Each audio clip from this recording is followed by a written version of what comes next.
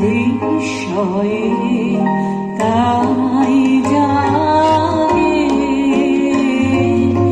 জাগে আমার গান আকাশ ভরা। নমস্কার।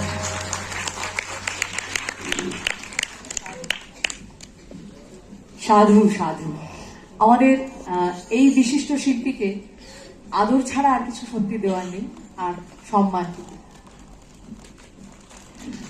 আজকে